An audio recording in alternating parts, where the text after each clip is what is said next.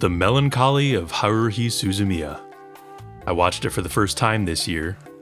I must unleash my take 15 years after it finished airing. It's not intended as a takedown, this video. I just have some thoughts, and there may be some spoilers. Years ago, my friend Greg's friend Eric warned me against ever watching this anime. I remember that, but I didn't put much stock into it since I don't really value Eric's opinion. I'm joking. But really, I don't remember his stated reasons. I think I remember him being kinda hyperbolic about it, and I tend to do what I want based on my own gauge anyway. Well, this year, I finally watched it, arbitrarily. For those not in the know, it's a seminal anime series plus movie adapted from a light novel series. The anime was kind of a phenomenon for a certain generation, and it holds a controversial place in the lives of many an anime enthusiast. People still love it and or hate it. It's about a group of high schoolers who are roped into a formless extracurricular club by the domineering whims of Haruhi Suzumiya, a girl who's a live wire and good at everything she does, but very standoffish on a personal level. And the main guy we're following, Kian, accidentally inspires her to put her manic energy towards zany club activities. But he soon finds out she's way more than she appears, and that the other club members she's gathered all possess very strange secrets that revolve around Haruhi. So the episode-to-episode tone is slice-of-life stuff, with a bunch of strangeness lying just beneath the surface. That probably makes the show sound more interesting than it is, though there's a fair amount of interpersonal humor and heartwarming stuff to like. I wasn't originally ever going to talk about this show, but by the time I hit the movie, I was losing my mind a little. There are a few main points I have. If you haven't seen the show, the TLDR for the rest is, I don't recommend it, but it's fascinating and perplexing for multiple reasons that make it almost worthwhile. Anyway, first point. The first season was originally broadcast out of order, like ridiculously out of order, and a lot of people swear by that messed up viewing experience because they feel it provides the viewer a sense of chaotic mystery, trying to piece together what's happening. Apparently people enjoyed working it out together when it first aired, which I can understand. That communal confusion, puzzling it out. I actually watched the first season that way months ago, and the experience sucked so much that I took a long break before coming back and rewatching the entire 2 seasons in chronological order, which was for real so much better. I can only speak to my experience, but I would never in a million years recommend broadcast order to anyone. It's literally just the wrong order, and it robs the characters of so much linear development that it's actually painful. If you're not a moron, you can see how the show should obviously be ordered, and you can tell there's no rational reason to watch it jumbled like that. I'm not calling anyone a moron, because I fully believe almost anyone watching would be capable of seeing this. I'm sorry to broadcast lovers, but it's just the wrong order. It's not a mystery. I won't be shocked if I get a "you had to be there" in the comments. Second point. Haruhi herself is really obnoxious as a character, and actively a bad person towards her supposed friends.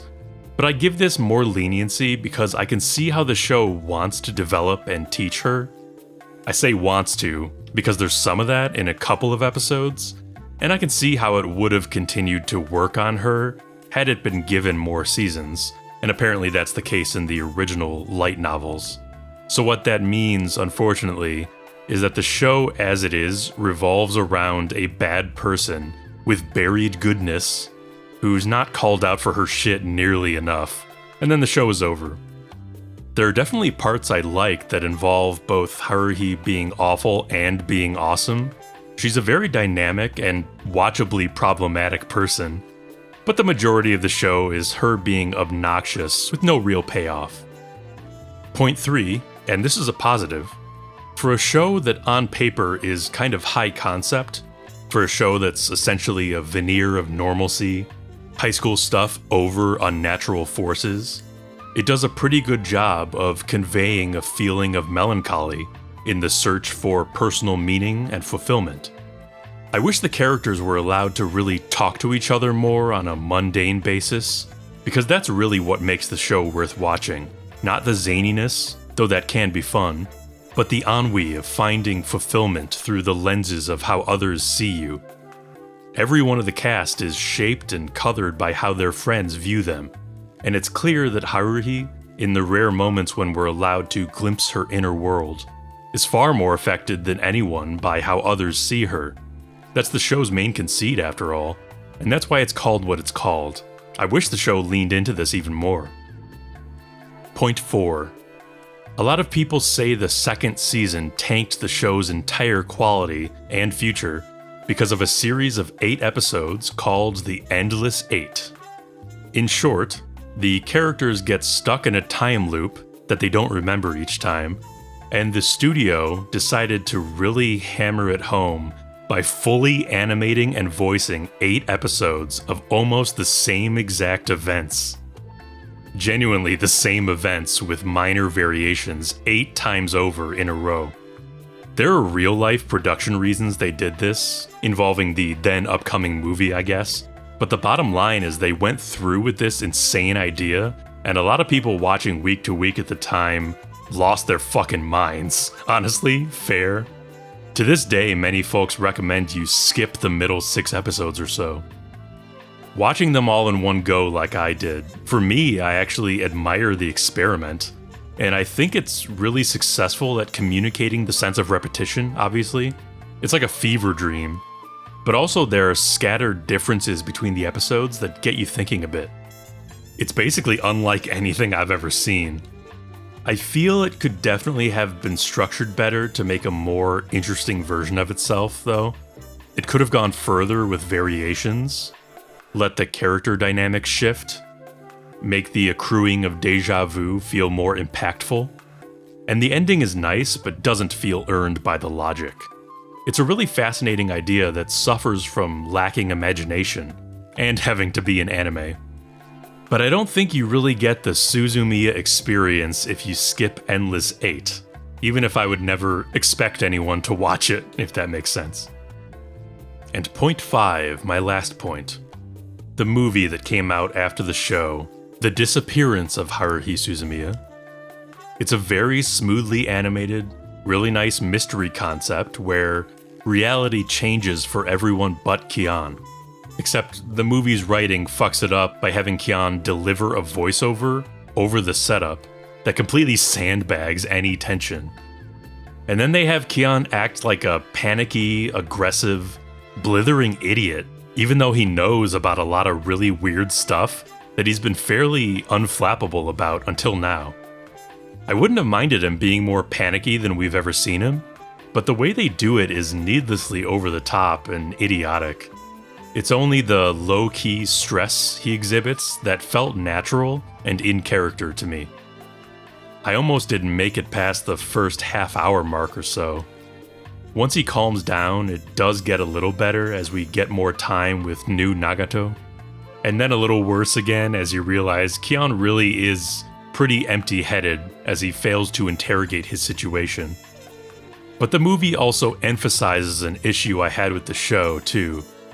Does Kian even like his friends? He doesn't ever really try to learn anything about them. They don't really have conversations. He tends to return to them out of rote behavior. He doesn't ask them anything. He doesn't go over to their houses or do activities with them of his own initiative. He fetishizes Asahina in his mind. He tolerates Koizumi, and he ignores Nagato. The group dynamic always felt cold for a show about friends. Speaking of that, some of the good parts about the show are how it does emphasize that Suzumiya is an energizing influence on the group. She drives them to do things, and they actually have fun despite themselves. But the story makes it out like if they don't have her antics, the world is drab and boring, and there's nothing worth doing, which is just ridiculous. Kian even states as much at the climax of the film. And I'm like, come on, who are these people at home? What do they like doing?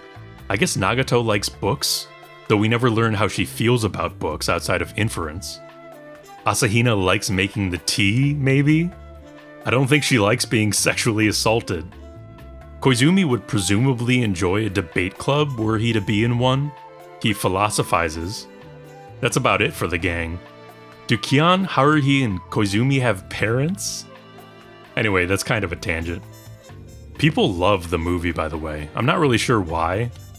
While I found the premise enticing and the more somber mood decent, overall I was just annoyed by the plotting pace, the exaggerations of Kian's actions, like attacking his friends, not being able to form a coherent fucking sentence when the need arises, or literally any movement he makes being crazy so that they can show off the animation budget. The big reveal is told instead of being shown, and then the climax is cartoonishly overdramatic. And most egregiously, the movie has surprisingly little to say for most of its runtime. Maybe that's a result of it being incidentally a movie instead of being purposefully a movie. It's amusing but lacks depth. The only real things I got a kick out of are what it has to say about Haruhi and Nagato as characters by changing their context. So, in a way, Eric was right after all. We don't know his reasons for hating the show. No one dares speak to him, wherever he is. But I'm also almost glad I watched the show, because it wasn't boring as an experience, even though it was sort of boring as a story. It's kind of thrilling to know that the Endless Eight is mostly just a failure of execution, and not an inherently flawed idea. Or that diehards are straight up wrong about broadcast order. And it's fascinating to imagine viewers loving these characters we know next to nothing about, aside from what they mean to each other at surface level. Which is, on the other hand, a part of very much the most rewarding theme of the show. Sorry if you're a fan of this, I'm just some guy. This whole diatribe feels ludicrous, to be honest.